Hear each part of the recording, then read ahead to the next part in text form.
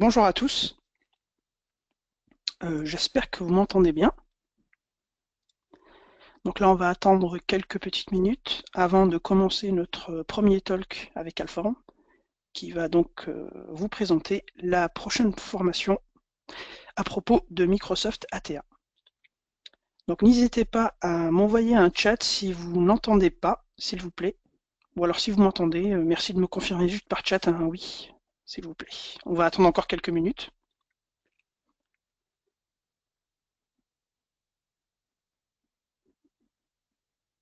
Super, ok, donc déjà j'ai une réponse, super.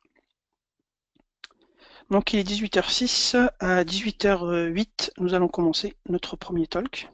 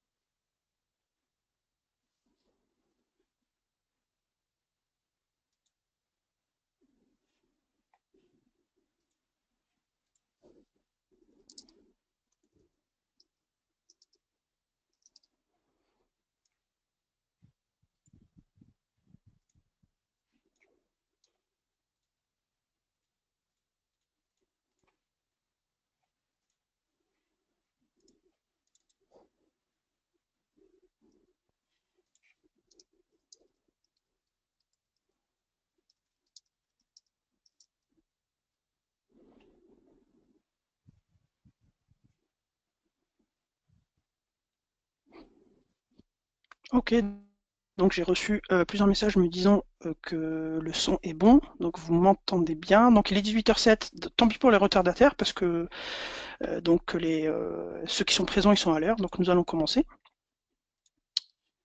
Hop. Alors bonsoir à tous. Donc comme je le disais tout à l'heure en guise de préambule, nous allons vous présenter le premier Alform Talk qui va consister en fait à présenter donc les prochaines formations qui vont donc être publiées sur Alform. Donc là, en l'occurrence, celle-ci, ça va être la prochaine formation de Microsoft ATR. Alors en termes de plan, donc nous allons voir, je vais vous rappeler le cursus de formation EMS que Alform va vous proposer très prochainement. Je vais vous présenter la formation de manière très rapide, et puis je vais vous présenter également le produit Microsoft ATR. Tout d'abord, je vais me présenter, donc c'est Falat Agrout, MVP Microsoft sur la catégorie Cloud and Data Center Management. Je suis également speaker, auteur de livres et également trainer, donc je donne régulièrement des formations. Donc je suis consultant également infrastructure et cloud chez Sogeti Capgemini. Vous pouvez me joindre sur mon mail ici, mon Twitter, et vous avez mes deux blogs, enfin vous avez le premier blog et le site web ici. Le site web, je m'en sers plus pour relier des news, etc. Donc là, vous pouvez voir en fait mon dernier livre que j'ai publié, qui est sur Hyper-V 2016. Donc il est sorti la semaine dernière, pardon. Donc voilà. Donc, si vous avez d'autres questions ou quoi que ce soit, n'hésitez pas. Sur cette adresse email, je suis joignable et je réponds en général très rapidement. Alors, en termes de cursus EMS, donc il faut savoir que EMS, ce que ça veut dire, c'est EMS, c'est Enterprise Mobility plus Security. Donc en fait, c'est une brique de Microsoft qui donne plusieurs produits cloud et data center orienté on-prime. On peut le voir en fait que dans ce produit, dans ce package, pardon, vous avez plusieurs produits. Vous avez Microsoft ATA, vous avez Microsoft Azure Active Directory, vous avez Microsoft Azure Information Protection, et vous avez également le Cloud App Security qui ne sera pas traité ici. Donc alors en termes de formation, moi ce que je vais vous proposer chez Alform, c'est que je vais vous proposer les trois premières formations, c'est-à-dire Microsoft Data. Cette formation est déjà finalisée, donc elle devrait être disponible la semaine soit demain, soit après-demain, normalement, si je ne dis pas de bêtises. Une fois cette formation terminée, je vous ferai également une formation sur Azure AD et sur Azure RMS avec le nouveau nom qui est Azure Information Protection. Vous avez également Microsoft Intune et Microsoft App Cloud Security qui sont hors scope dans mon cas, car c'est pas vraiment ma partie d'expertise, mais par contre, vous rassurez-vous, elles seront traitées par d'autres formateurs chez Alpha. Alors, la formation. Donc la formation sur ATA, ça va être une formation complète qui va contenir en fait près de 19 vidéos. Donc, c'est la première formation en France, donc qui est en français, bien évidemment. Dans la formation, ce que vous allez voir, donc en fait, déjà, je vais commencer par la présentation de la formation. Je vous présente également le lab à mettre en œuvre pour pouvoir donc suivre la formation dans les bonnes conditions. Une fois ça terminé, je vous présente également la phase design, c'est-à-dire la phase réflexion avant d'installer le produit, avant d'y aller directement. On va réfléchir, on va poser un stylo, un crayon, un stylo et un papier, et on va réfléchir comment justement designer notre solution afin de ne pas impacter la production.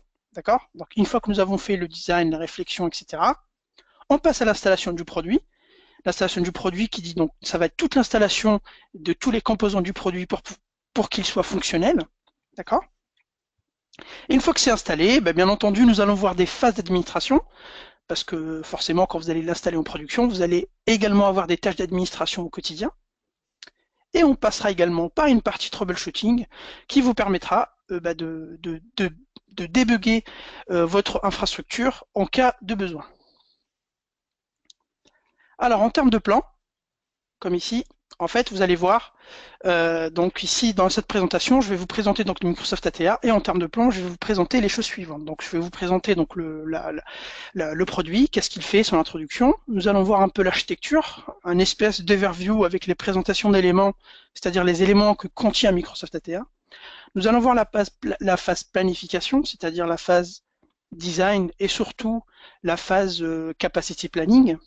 Nous allons voir bien entendu le déploiement, les prérequis, les bonnes pratiques, quelques opérations et un feedback, donc un feedback real world, c'est-à-dire que je vais vous donner un cas réel d'une implémentation de Microsoft ATA chez un grand client, afin de justement d'être pragmatique donc au niveau de la présentation. Alors Microsoft ATA, c'est quoi? Donc on fait déjà en 4 points, c'est du machine learning, c'est de la protection, c'est de l'anticipation et c'est de l'alerte. Tout ça avec Active Directory. En gros, Microsoft ATA, c'est un produit qui va vous permettre de sécuriser votre système d'information en se basant sur les échanges qu'il y a en fait sur votre annuaire Active Directory. Et en fonction de ces échanges, en fait, donc machine learning, il va apprendre tout un tas de choses au niveau du comportement des utilisateurs, au niveau des comportements des machines, etc. Et il va également donc vous aider à mieux vous protéger et surtout à anticiper, c'est-à-dire qu'il va vous alerter en amont des alertes de type, plusieurs alertes, de toute façon on va le voir après, il va vous alerter en amont afin que vous puissiez donc être toujours sur de l'anticipation. Donc, comme je le dis, il est capable donc de briser des chaînes classiques d'une cyberattaque, comme de la reconnaissance, comme du mouvement latéral. Donc, si les utilisateurs vont essayer des mouvements latéraux justement pour pouvoir accéder à d'autres ressources ou à de la persistance, par exemple. Il est également capable de détecter les vulnérabilités des protocoles connus que vous utilisez. Par exemple, si vous utilisez du LDAP et pas du LDAP-S, il va vous dire attention, bon, tu utilises du LDAP, c'est bien, mais par contre, ce serait bien d'utiliser le LDAP-S afin d'être plus sûr, etc. Enfin, il est vraiment, en fait, c'est du proactif, donc il est vraiment tout le temps en anticipation. Alors, donc les types d'attaques que Microsoft ATA peut détecter, en fait, vous pouvez le voir, vous avez tous les types d'attaques classiques qu'on peut connaître, du golden ticket, de la reconnaissance, du brute force sur les mots de passe, de l'exécution à distance, par exemple avec un PS exec, etc. Les attaques classiques, le overpass, le hash, passe de ticket ou passe de hash, etc. également, ils sont très connus, donc qui sont bien entendu détectés par Microsoft ATA. Alors vous inquiétez pas si je vais un peu trop vite, parce que de toute façon là le but c'est pas vraiment de vous former sur le produit, mais là c'est vraiment le but c'est de vous introduire en fait à la solution, et puis de toute façon vous allez voir après quand la formation sortira, vous allez avoir donc une formation très détaillée avec toutes les questions, toutes les réponses à vos questions, je pense. Alors en termes de machine learning, donc ça c'est important, comme je vous l'ai dit, Microsoft ATA utilise un algorithme de machine learning qui va donc essayer donc en fait d'apprendre sur les ressources de l'environnement sur lequel vous vous trouvez, et en fait en fonction de ce qu'il a appris, il va réagir. En fait, elle est là, l'intelligence de la solution, parce que sinon, c'est ni plus ni moins que du monitoring. Hein. Il va me dire, attention, t'as pas assez d'espace vide, des choses comme ça. Non, là, vraiment, ATA, il va d'abord analyser, et une fois que c'est analysé, il va vous alerter en fonction de ce qu'il a appris. Donc là, c'est vraiment du proactif, et c'est vraiment du machine learning proprement dit. En termes d'architecture, Microsoft ATA, comment ça s'organise? En fait, il dispose de trois choses fondamentales. Microsoft ATA pour pouvoir fonctionner. Il vous faut d'abord un domaine Active Directory, donc forcément des contrôleurs de domaine. Il vous faudra également un serveur central qui s'appelle l'ATA Center. Et il faudra également une gateway. Alors la gateway, soit vous l'installez sur un serveur à part, soit vous l'installez directement sur le DC, ce qu'on appelle une lightweight gateway. D'accord? L'ATA Center, en gros, ça va être le serveur qui va englober tout le trafic, il va englober tout. C'est lui en fait le cerveau de la solution. C'est lui qui va vous alerter, c'est lui qui va faire du machine learning, etc. Et l'ATA Gateway ou la l'ATA Gateway, elle va se charger de prendre tout le trafic des DC et l'envoyer donc à l'ATA Center. Donc du coup, voilà comment ça se passe. Et par contre, attention, si vous êtes déployé donc un ATA Gateway, un serveur classique, il va falloir faire du pair mirroring avec le DC. Je m'explique. Comme je vous l'ai dit, Microsoft ATA se base sur le trafic des DC pour pouvoir envoyer ce trafic à l'ATA Center. Mais pour cela, ce qu'il faut faire, là, en tout cas, le produit a été désigné comme ça. Il faut faire un port mirroring du port où le DC est branché. Vous faites un port mirroring sur un port destination et vous branchez donc l'ATA sur ce port de destination afin qu'elle puisse récupérer tout le trafic qui passe sur le DC. Et après, une fois que c'est récupéré, il l'envoie à l'ATA Center. L'ATA également est capable de récupérer des event logs, par exemple du DC. C'est-à-dire si vous faites du forward log, vous allez sur votre DC, vous faites forward log, vous avez un log très particulier que vous avez envie qu'il remonte sur ATA, vous le forwardez et puis vous l'envoyez directement à l'ATA Gateway et l'ATA Gateway se charge de l'envoyer à l'ATA Center. Il faut savoir également que ces choses-là, c'est vraiment primordial pour que ça fonctionne. Donc, comme je vous l'ai dit, voilà, vous avez l'ATA Center au niveau des éléments d'architecture, l'ATA Gateway, la Lightweight Gateway. Vous avez une base MongoDB parce que forcément c'est une grosse quantité de bases de données, donc du coup c'est stocké dans une base de données.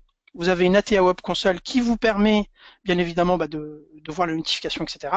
Vous avez donc dans l'architecture du port mirroring, comme je vous l'ai expliqué, et vous avez la possibilité, comme je vous l'ai dit, de forwarder des events soit depuis l'event log, soit depuis un syslog, et les envoyer vers un Splunk ou des choses comme ça. Alors, donc, comme je vous l'ai dit, donc l'élément central, c'est l'ATA Center. Donc là, voilà, comme je vous l'ai dit, il collecte, il analyse, il traite, il alerte également. Il pourra également vous notifier via la console et par mail. Donc, vous pouvez configurer votre SMTP pour être alerté par mail directement. Depuis cette console, il est possible également de faire toutes les opérations d'administration, de dépannage, de troubleshooting directement au niveau des updates, etc. Et un service à retenir, donc quand vous installez donc Microsoft ATA sur votre Windows, un seul service à retenir, c'est le Microsoft Advanced Analytics Center. Donc c'est le service qui est lancé pour pouvoir donc faire fonctionner la solution. Donc voilà, des fois, n'hésitez pas à regarder. De toute façon, vous allez voir dans la formation, tout est minutieusement préparé pour que vous puissiez donc vraiment être autonome sur la plateforme. Par contre, attention, parce que là j'ai eu le cas chez un client, ATA Center pour l'instant, je dis bien pour l'instant, ne gère pas le multiforêt, c'est-à-dire que si vous avez plusieurs forêts, il faudra installer un ATA Center par forêt, c'est-à-dire qu'il vous faudra une infrastructure ATA Center par forêt. La Lightweight Gateway, donc l'autre élément donc, qui est ici, donc là vous pouvez le voir, serveur ATA Gateway qui est en port mirroring ici avec le DC. Donc l'ATA Gateway, qu'est-ce qu'il fait? Il collecte le trafic des DC, comme je l'ai dit via le port mirroring. Donc il récupère toutes les données, le trafic DNS, le trafic Kerberos, tout le trafic en fait qui est au sein de votre infrastructure. Donc les événements, comme je vous l'ai dit, ils peuvent être reçus soit via le DC directement avec le port mirroring, soit via un SIEM si vous avez, soit avec l'event log forward si vous pouvez. Il faut savoir également, si je reviens ici, l'ATA Server Gateway, vous pouvez la placer derrière un ou plusieurs DC, c'est-à-dire qu'elle peut récupérer des events de plusieurs DC aussi. Donc le minimum c'est 1, comme je le dis ici, mais sinon vous pouvez en avoir plusieurs. Deux services à retenir quand vous l'installez. c'est donc le service gateway classique et le service updater. Le updater, en fait, c'est celui qui permet de mettre à jour l'exé de la solution. Parce qu'en fait, quand vous allez mettre à jour, quand vous allez passer une version, bah, toutes les gateways vont se mettre à jour. Donc en fait, c'est grâce à ce service-là qu'il y a ce signal de mise à jour. Et vous avez la Lightweight Gateway, comme je vous l'ai dit, qui s'installe directement sur les DC, donc qui est ici ou ici par exemple. Et là, donc là, c'est la même chose que c'est le même rôle qu'une gateway classique, d'accord.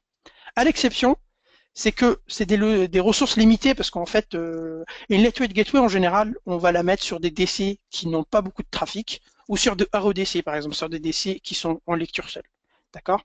Et il faut savoir également que par défaut, ils ne sont pas candidats synchronisateurs du domaine. C'est-à-dire que quand vous allez installer une lightweight gateway, le DC en fait, il faudra lui mettre comme quoi il est candidat à la synchronisation du domaine, c'est-à-dire qu'il va envoyer toutes les informations qu'il a lui pour participer, si vous voulez, à l'infrastructure ATA.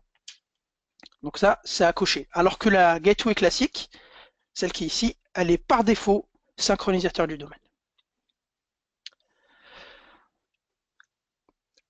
Comme les lightweight gateway s'installent sur un DC, il va falloir faire très attention parce que j'ai eu d'ailleurs le client, c'est la première chose qu'il m'a posé, mais il m'a dit c'est bien votre solution, mais ça va me surcharger mon DC parce qu'effectivement il y a beaucoup de trafic qui va venir. Il faut savoir que la gateway, donc la lightweight gateway Microsoft ATA, est très intelligent. En fait, il va faire une fréquence d'analyse toutes les 10 secondes et il va donc surveiller le couple CPU plus RAM sur le DC sur lequel il est installé. Et s'il voit qu'il atteint un minimum pour pouvoir fonctionner, en fait, il stoppe le service ATA pour laisser le DC faire son travail. En fait, vraiment, l'outil, il n'est pas là pour donc complexifier ou alors pour ajouter plus de ressources à l'Active Directory.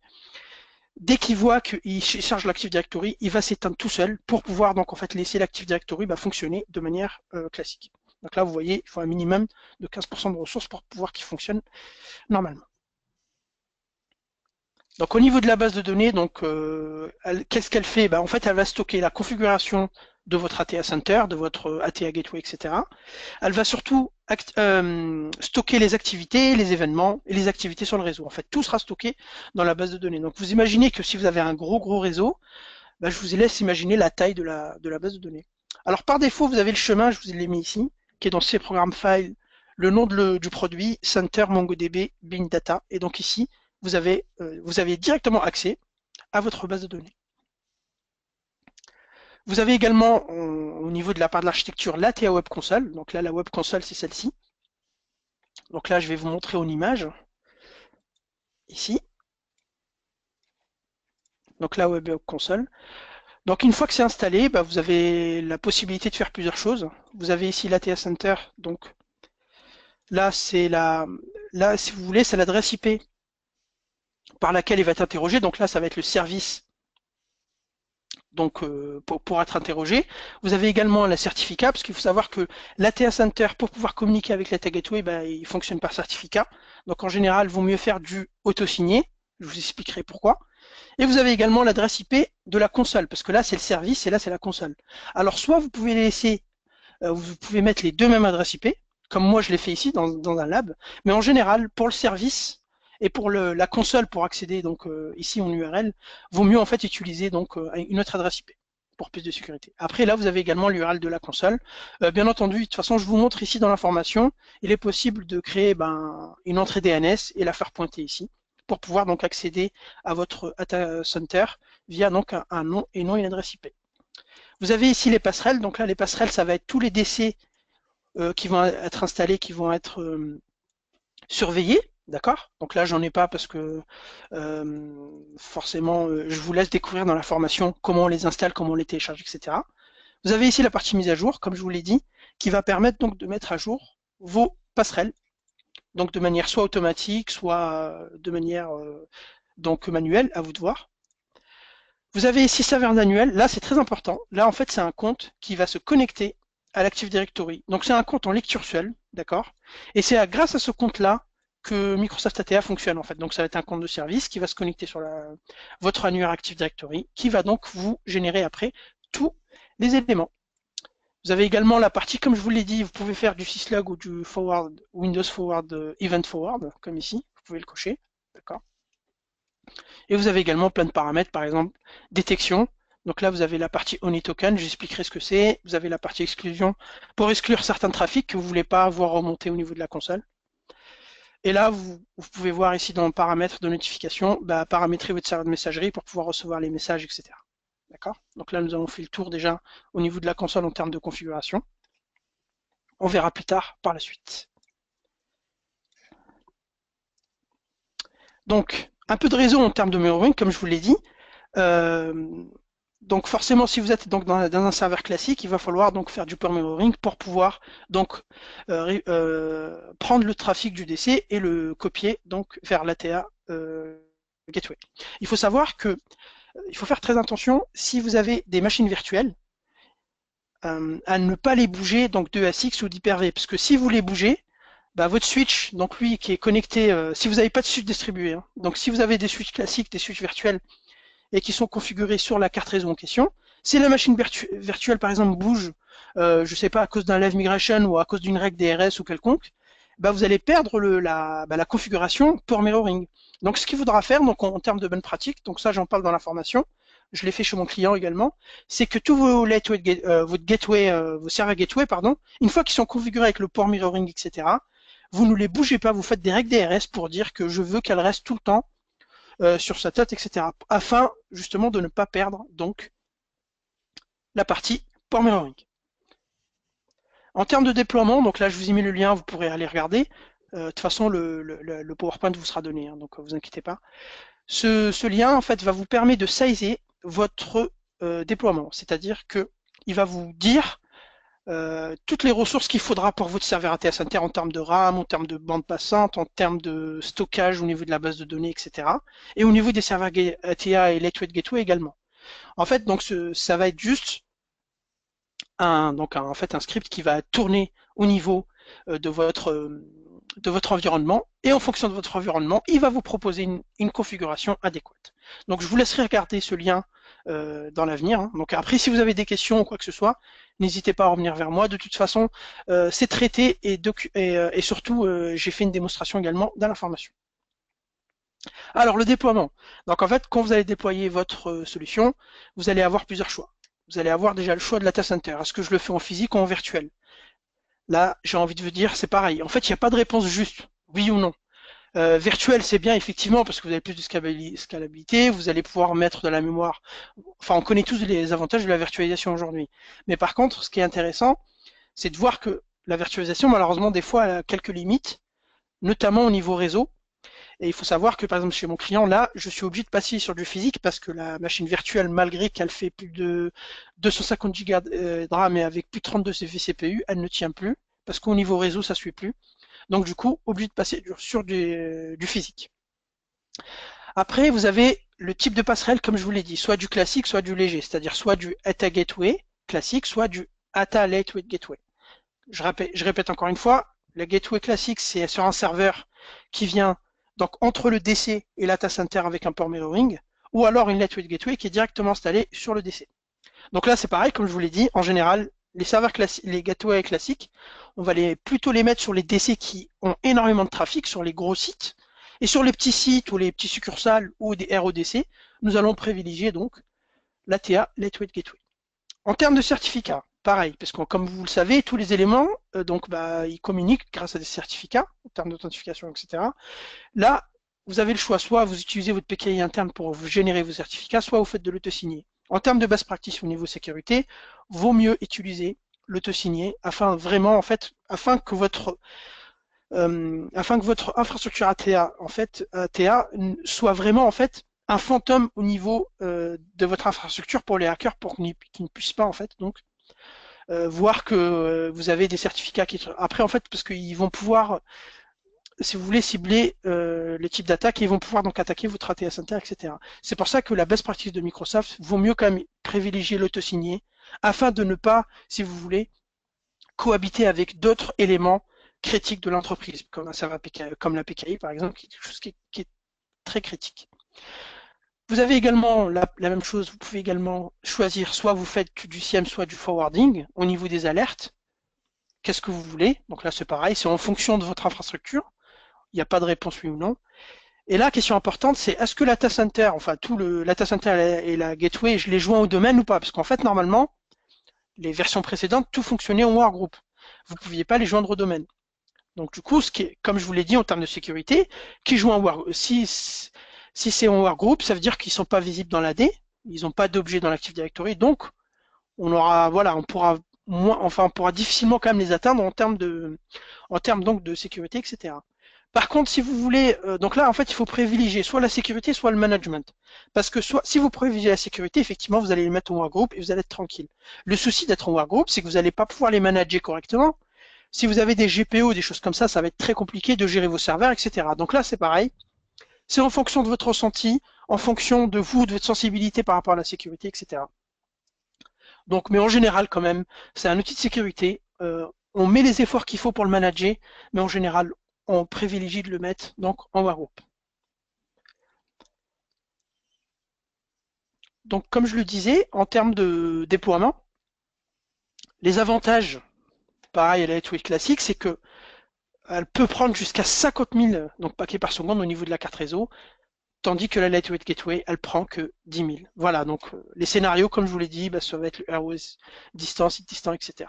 Donc c'est en fonction également après de votre ressenti, de votre infrastructure, si vous pouvez mettre plus de la Lightweight Gateway, etc. en fonction. Parce que, par exemple, moi je connais des clients qui ont juste des ATA Lightweight Gateway. Ça les dérange pas. Voilà, donc après, vu qu'ils n'ont pas beaucoup de trafic, ils ont estimé que ils pouvaient donc avoir cette configuration.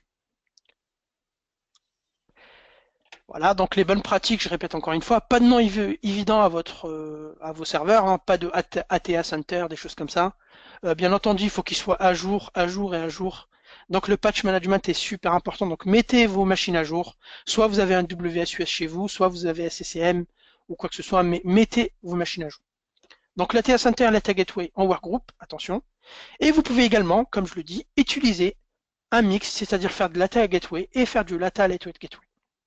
Et bien entendu, utiliser le Honey Token pour pouvoir donc être vraiment notifié en cas d'alerte sur un compte à haut privilège. Alors en termes d'opération, hein, donc en fait, Microsoft sur la dernière version, là, Microsoft ils ont sorti le Airbag. Donc là, vous allez pouvoir faire de la délégation d'utilisation. Et vous avez plusieurs types d'utilisateurs. Vous avez l'administrateur, vous avez les users et vous avez le viewer. Le viewer, lui, il va pouvoir se connecter à la console et il va juste regarder les alertes et rien d'autre. Le viewer, lui, le user, pardon, il va pouvoir donc mettre à jour quelque chose, quelques événements, il va pouvoir faire un clean des événements, etc. Et l'administrateur, vous l'avez compris, il pourra donc bien évidemment tout faire. Ok.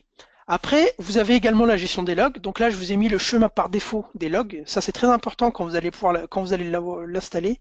N'hésitez pas donc en cas d'erreur, à aller voir dans les logs. Franchement, ils sont très bien expliqués pour des logs Microsoft. C'est très bien détaillé, les erreurs, etc. Donc vous allez pouvoir bénéficier de ces deux fichiers de log. Enfin, vous avez plusieurs fichiers de log pour pouvoir donc troubleshooter en cas de besoin. Parce que vous avez en fait des fichiers qui concernent l'installation, des fichiers qui concernent la mise à jour et des fichiers qui concernent par exemple la désinstallation. Donc en fait, vous avez plusieurs fichiers et en fonction de l'action que vous avez faite, vous allez consulter bien entendu le fichier adéquat. La base MongoDB, donc là, le répertoire par défaut donc est ici, comme là je vous le montre.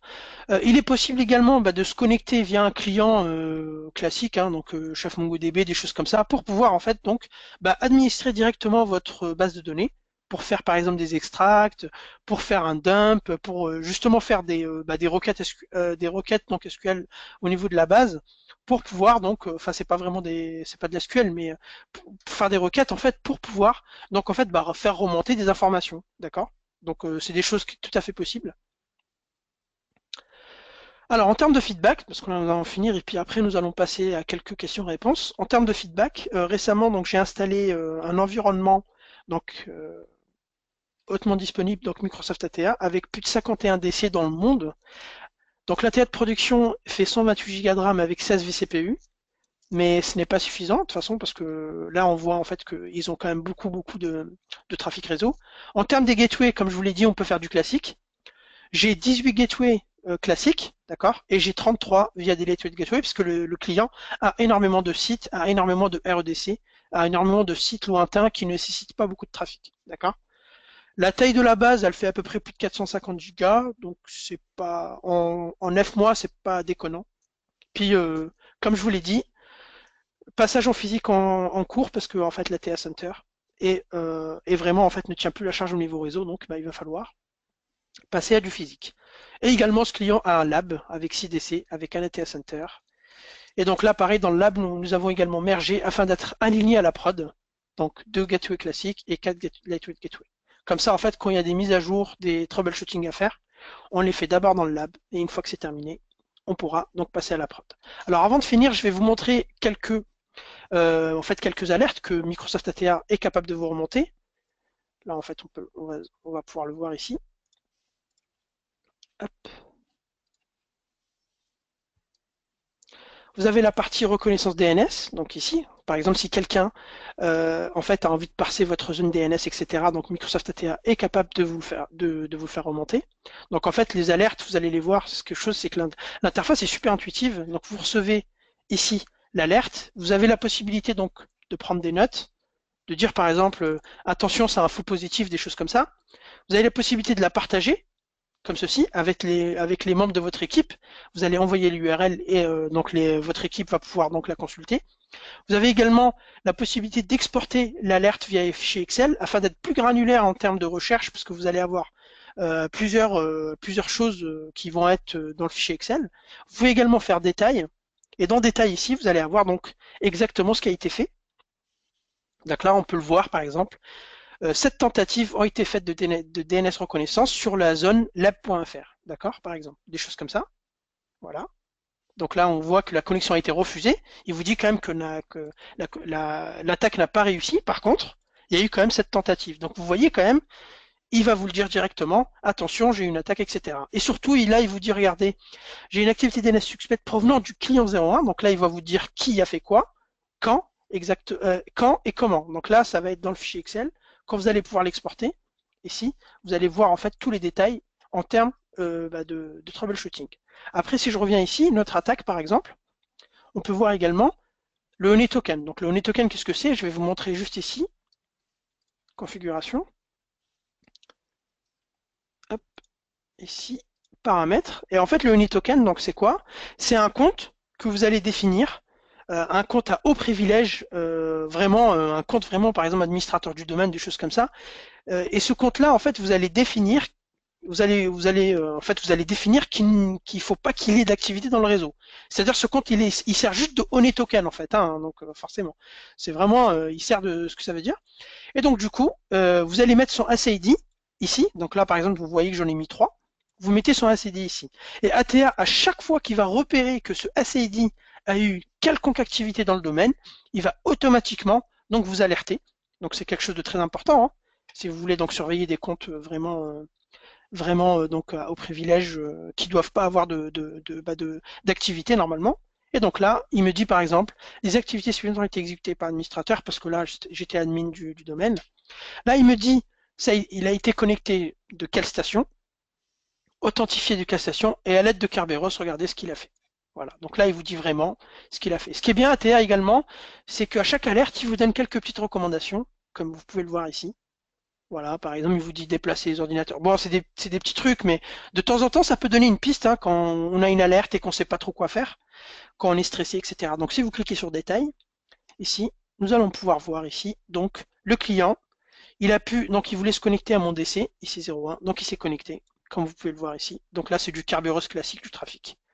Donc là, vous pouvez le voir. Hein. C'est vraiment, vous voyez, la console même, elle est extrêmement complète. Il vous montre vraiment des choses en fait intuitives en plus. Là, vraiment, c'est des choses sympas. Vous pouvez également faire des recherches sur des utilisateurs. Par exemple, là, j'ai un utilisateur dans n'importe quel utilisateur dans l'AD. Une fois que ATA est intégré à l'AD, vous cherchez n'importe quel utilisateur, par exemple Safe. Et là, ici, donc j'ai mon compte. Vous avez les groupes membership de votre utilisateur, ici. Vous avez l'information sur le compte, vous avez donc son compte, son UPN, l'OU où il est stocké, etc. Et vous avez surtout donc son SID ici. D'accord. Et vous avez également les activités suspectes s'il y en a sur ce compte. Voilà, donc là, par exemple, moi, j'en ai pas, mais vous pouvez les avoir également. Et là, vous voyez, par exemple, il vous donne aussi les modifications qui ont été faites pour cet utilisateur dans l'annuaire. Par exemple, moi, j'ai changé mon mot de passe, et là, il me dit, voilà, le compte de safe a été, le mot de passe, pardon, de safe a été modifié.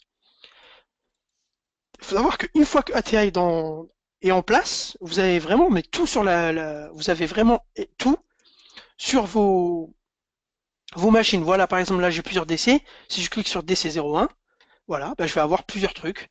Je vais avoir le site où est-ce qu'il est, son site AD. Bon, là, j'en ai pas, mais il va me dire, voilà, il fait partie du machin, son adresse IP.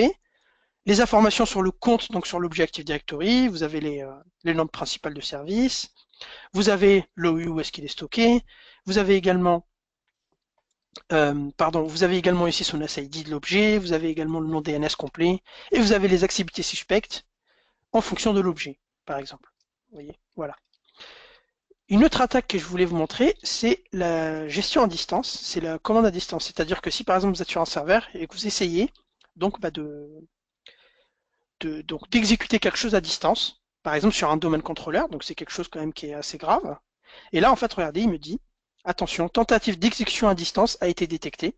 Et là, il me dit, voilà, la tentative a été exécutée, donc a été mise vers le DC01, vers le client 01. Donc là, c'est pareil, si je clique sur détail, là, je peux voir qui a fait quoi en termes donc de compte, etc. Donc là, il s'avère que c'était mon compte administrateur qui l'avait fait, mais voilà. Il est possible également, par exemple, si c'est un faux positif, il est possible également de venir ici, de faire ouverte et de faire résolu. Si vous faites ça, et si l'alerte pardon, va disparaître, vous voyez, je la vois plus, d'accord?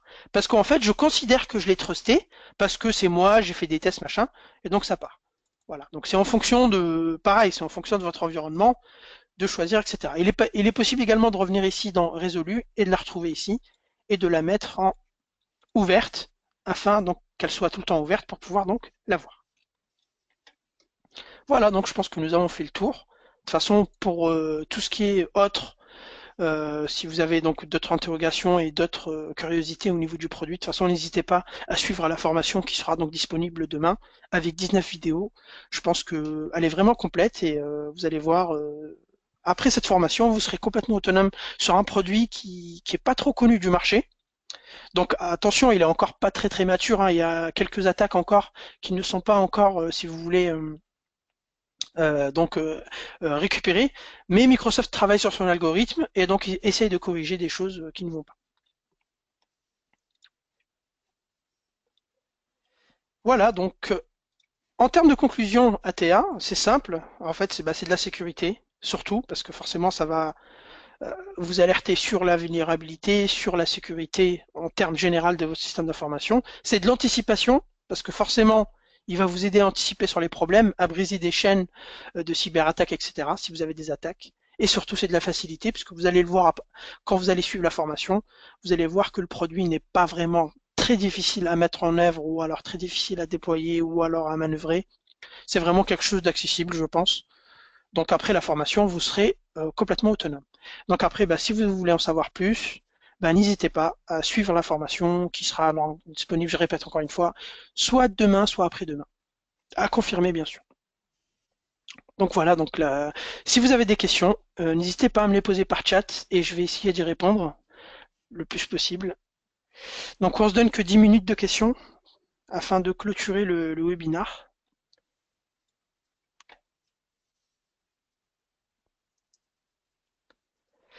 Alors par contre,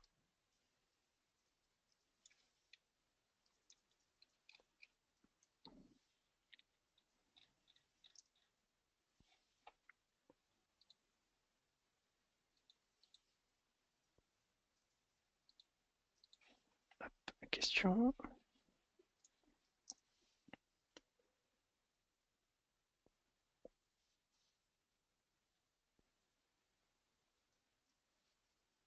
Alors le tarif, Alexandre, le tarif en fait, ça va être simple. Comme je vous l'ai dit, euh, là je réponds à Alexandre Geoffroy. Alors en termes de tarif, en fait, ATA est accessible. De toute façon, je l'explique dans la formation, il est accessible avec deux types de licences. Vous avez soit les types de licences EMS E3 ou soit E5, d'accord? Après les tarifs, en fait, c'est en fonction de ce que vous prenez, mais par contre, il est également possible de prendre la solution standalone, c'est-à-dire juste avoir donc la solution. Mais les tarifs, malheureusement, tarifs pur et dur public, je ne les connais pas parce que je crois même pas qu'ils sont disponibles. Mais n'hésitez pas, par contre, à consulter un commercial Microsoft qui va vous faire une offre en fonction de ce que vous voulez, en fait. Donc là, par exemple, on peut aller le voir sur le net. Ici,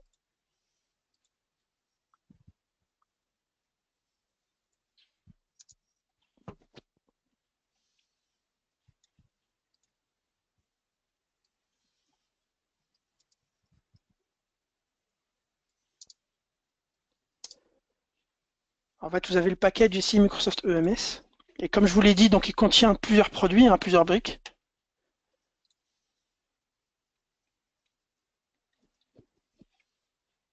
Et donc là, en fait, en termes de produits, bah voilà, comme je vous l'ai dit, vous avez de l'Azure AD, vous avez de la RMS, Azure Information Protection, iTunes, Cloud App Security, ATA, le produit que nous avons vu, et le Identity Manager, donc avec Intune, d'accord? Hop.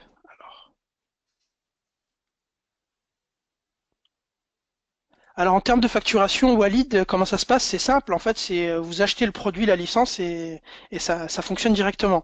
Il n'y a pas de, par exemple, des licences par DC ou des licences par gateway ou des choses comme ça. Si vous l'installez bien entendu en si vous l'installez bien entendu en standalone classique, parce que si vous achetez la EMS, le pack EMS, bah là forcément vous allez avoir d'autres briques, vous allez avoir de l'Azure AD, vous allez avoir de l'Azure Information Protection, etc.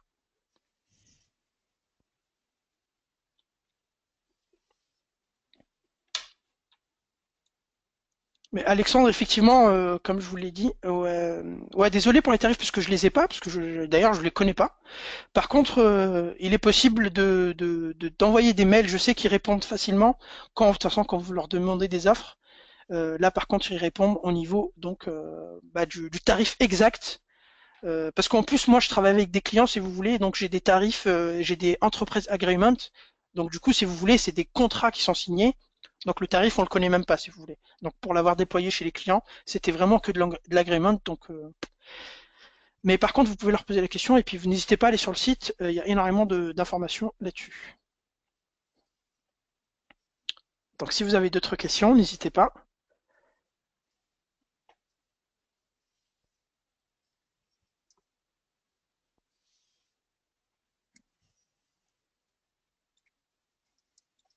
Si vous avez des questions sur la partie alerte, sur la partie design, sur la partie base de données ou des choses comme ça, n'hésitez pas à vous manifester, hein.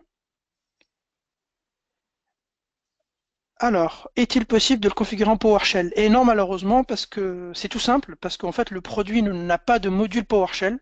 Parce qu'en fait, je vous explique, je fais partie du private preview avec Microsoft, donc je teste la solution avant même qu'elle sorte. Et j'arrête pas de les pousser pour avoir un module PowerShell. Donc j'espère que pas la prochaine version parce que je sais qu'il y sera pas, mais peut-être que dans la version 1.9, peut-être qu'ils mettront donc en place un module PowerShell. Donc pour l'instant, par contre, non. Mais par contre, dans la formation, je le montre. Il est possible de configurer, d'installer et de désinstaller et de mettre à jour donc l'Data Center et les ATA Gateway et l'Atwet Gateway via des lignes de commande. Donc en fait, c'est vraiment c'est du MS2, c'est du command line classique.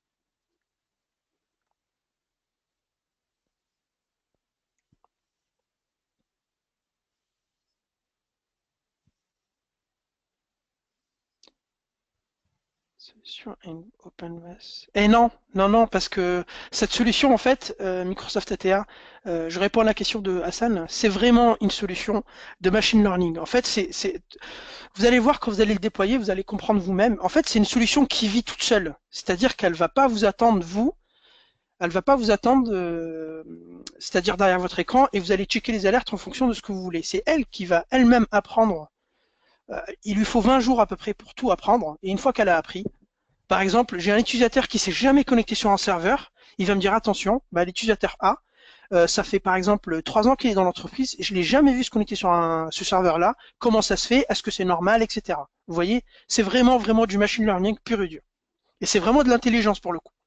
Et pas du monitoring statique. comme on peut l'avoir avec des éléments. Par exemple, il y a aussi Dell Change Editor, par exemple. Dell Change Editor, lui, est très très bien, mais lui, il va vous monitorer tout ce que vous touchez au niveau de l'AD.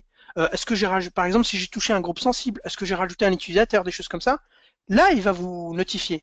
Mais si vous faites rien, enfin lui, il va pas venir vous donner des choses en plus, vous voyez. Alors que ATA, justement, il est capable d'anticiper sur les choses qui se passent au niveau du système d'information.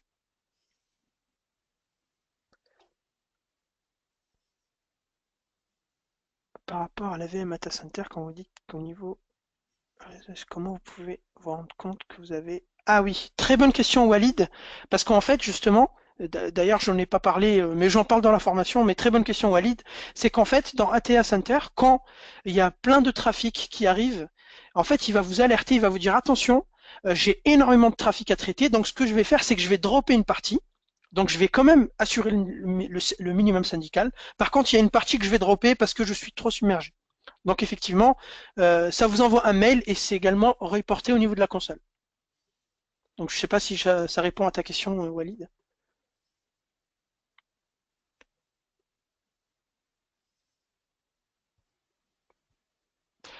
Pour quel type d'infra minimum Alors attendez, par contre, ah oui, dans ce cas, pourquoi on parle tant de manque de maturité du produit? Bah, c'est simple, Hicham, parce qu'en fait, ce produit, effectivement, aujourd'hui, il est très bien, il peut faire plein de choses, mais il y a encore quelques attaques super sophistiquées qui n'arrivent pas à détecter encore, d'accord? Et donc, bah, il faut savoir que le produit, il est qu'en version 1.7, hein. Il a que à peine, il a même pas deux versions majeures, quoi. Donc, il a vraiment, il est en train il a que 2 ans le produit, donc il est en pleine maturité, il est en pleine émergence. L'excellent exemple de type, ah oui, alors attendez, j'en avais plusieurs, bah, des fois il y a des vols de tickets Kerberos, par exemple, qui ne sont pas encore détectés. Et ça, c'est des choses quand même très problématiques parce que on le voit au niveau des décès, c'est des choses quand même qui arrivent souvent. Par exemple, effectivement, oui, le MS, le 14, le 68, oui, par exemple. Mais des fois, il est détecté, des fois non. En fait, voilà, il est là le problème, c'est que des fois, il est capable de le remonter de manière classique, ou alors des fois, je dirais même, il vous remonte cet état, mais en fait, alors que c'est pas vrai. Donc, c'est des faux positifs aussi. Donc là, pareil, il faut que le produit apprenne, si vous voulez, à être dans un système d'information avec de la DFS, avec de l'Azure AD, avec plein de choses, parce qu'en fait, il y a plein d'éléments qu'il ne connaît pas encore. Donc forcément, bah, des fois, il vous génère des faux positifs de manière aléatoire, si vous voulez. Donc ça, c'est vraiment le gros problème que j'ai fait remonter à Microsoft. Et donc là, du coup, on verra ce qui va se passer. Le produit Linux, désolé, Linux, enfin, chez mon client, je l'ai jamais utilisé, donc moi, je parle pas de ce que je connais pas, donc je ne sais pas.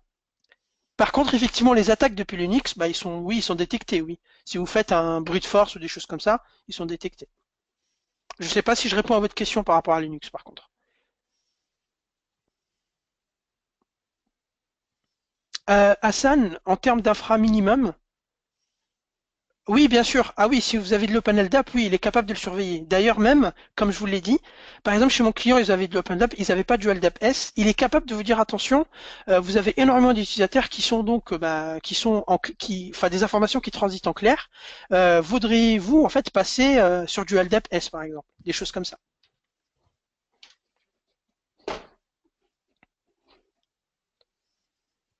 Il n'y a pas de souci, Hicham. Donc, Hassan, pour vous répondre à votre question, le minimum syndical, sur un ATA Center, c'est minimum 8 Go. Ça, c'est pour du lab, hein, donc c'est minimum entre 4 et 6 Go de RAM. Et puis sur un DC, il faut minimum 4 Go de RAM si vous installez une Lightweight Gateway sur le DC, par exemple.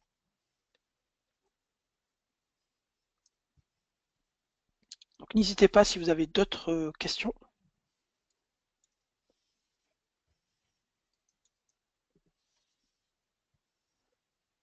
Concernant les DC configurant Lightweight Gateway, le groupe flux entre le DC Gateway est bien segmenté en termes de flux. Alors attendez, je relis la question. Concernant un DC configuré en Lightweight Gateway, non, non, non. Le workgroup. Il faut savoir que bah, le DC, en fait, si tu as un DC, il n'est pas en workgroup forcément, parce que bah, il est domaine contrôleur, donc forcément, il fait partie du domaine. Par contre, ce que je dis, c'est que le workgroup va entrer en compte que si vous avez un serveur classique, gateway classique, et un ATA Center, ces deux composants doivent être en workgroup. D'accord? pour pouvoir en fait justement éviter qu'il soit enregistré dans l'Active Directory, etc. Je sais pas si je réponds à ta question, Walid.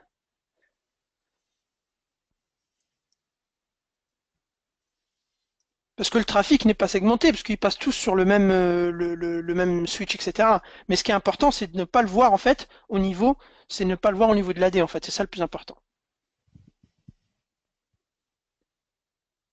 Ah oui, à ça, non, il y a pas non, non, du moment que vous avez un seul DC, ça fonctionne, hein. Vous allez voir la formation, dans la formation, à un moment donné, je vous montre l'infrastructure, etc. J'ai un seul DC avec une Lightweight Gateway qui est installée sur le DC avec un data center et ça fonctionne très bien. Comment vérifie-t-on le transfert d'événements Windows? Qu'est-ce que tu appelles pour le Hicham, le transfert d'événements Windows? C'est l'Event Forward Log, c'est ça?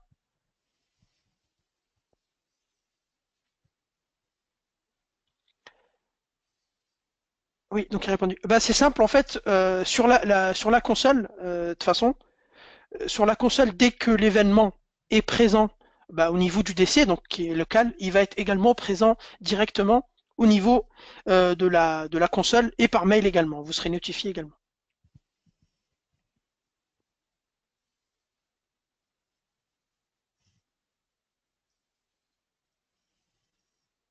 Peux-tu en faire des scripts ou autres pour réagir qui sont lancés automatiquement suite à une...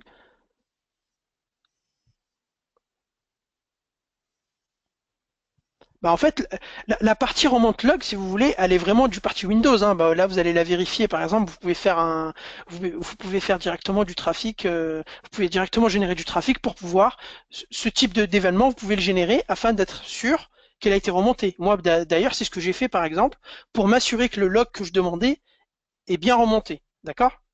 Vous pouvez également faire, si par exemple vous avez du forward avec avec du port mirroring, utiliser des logiciels, en fait, il y en a plein, qui vont en fait donc parser la carte réseau et ils vont vous remonter, donc ils vont vous dire oui, le port mirroring fonctionne ou il fonctionne pas.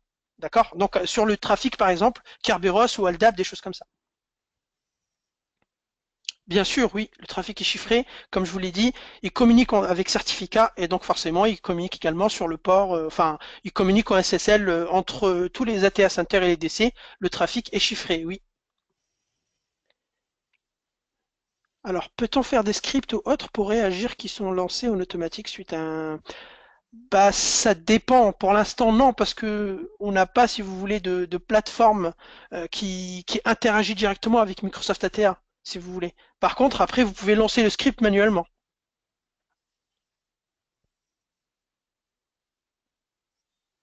Chez le client, vous l'avez déployé administration et gestion du produit. C'est rajouté à l'activité du SOC dans l'entreprise. Oui, bien sûr, après c'est rajouté, bien entendu. Après c'est comme chaque modèle de support, vous avez un support L2 et vous avez un support L3, et vous avez les L2 donc qui checkent régulièrement les alertes, etc. Et puis vous avez les L3, dont j'en fais partie, les architectes qui sont là pour améliorer et maintenir la formation au niveau donc la formation, pardon, maintenir la solution. Donc au niveau base de données, au niveau accès, etc., etc.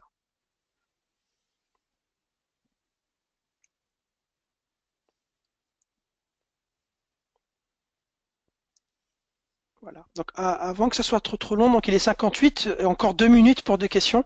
Donc si vous avez d'autres questions, n'hésitez pas. Sinon, de toute façon, vous pouvez me les envoyer par mail. Je serai à même de vous répondre dans le plus vite possible, hein. Comment gère-t-on la sauvegarde ATA? Alors c'est simple, gérer la sauvegarde ATA. Tout ce qu'il vous faut sauvegarder dans ATA, c'est la base de données, parce qu'en fait, elle contient tout. D'accord? Donc la base MongoDB, donc là, ce que tu parles, Hicham, en fait, si vous voulez, là où ils ont été forts, Microsoft, c'est ils ont vraiment mis une base MongoDB à part. C'est-à-dire que vous pouvez l'utiliser et vous pouvez en fait faire ce que vous voulez sur la base, hein. Vous pouvez faire un extract, vous pouvez faire un dump, vous pouvez faire un sauvegarde. Si vous connaissez bien MongoDB, vous pouvez faire plein de choses. Vous vous connectez avec un client sur votre base MongoDB et vous pouvez donc faire un extract, faire un duplicate, faire un, pardon, une sauvegarde, une restore. Vous pouvez faire ce que vous voulez.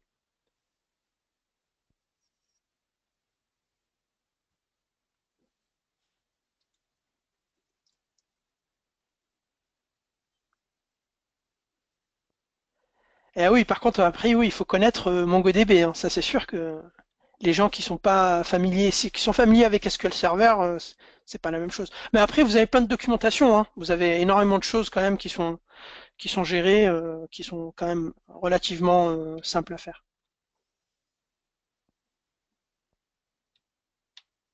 Voilà les amis, donc bah, là il est 19 heures, donc nous allons arrêter ce premier talk. Donc je vous invite par contre s'il vous plaît, à peut-on nous dire sur ATA et Azure? Alors donc je réponds à la dernière question. Qu'est-ce que vous entendez par ATA et Azure en fait? Quel est le lien que...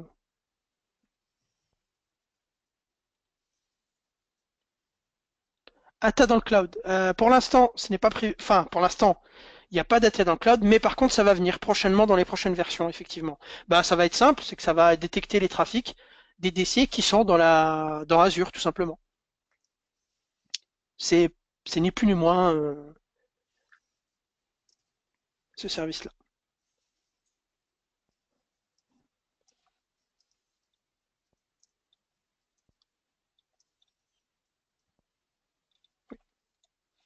Alors messieurs, donc là, nous allons arrêter le talk. Par contre, Hamid va vous envoyer, merci beaucoup Hicham. Hamid va vous envoyer un service manqué en fait pour pouvoir, s'il vous plaît, bah, faire un feedback sur le webinar. Bah, nous dire, n'hésitez pas à critiquer, enfin à avoir des critiques intelligentes bien sûr pour pouvoir en fait bah, améliorer notre prochain contenu, hein. Donc n'hésitez pas à dire des choses qui n'allaient pas, des choses qui vous ont plu, j'en sais rien. De toute façon, Hamid va vous envoyer un lien pour pouvoir donc bah, noter et avoir un feedback de ce webinaire. Donc voilà, je vous remercie beaucoup d'avoir assisté à ce webinaire et puis bah, je vous dis à très bientôt bah, pour d'autres formations, d'autres webinaires, etc., etc. Merci, au revoir.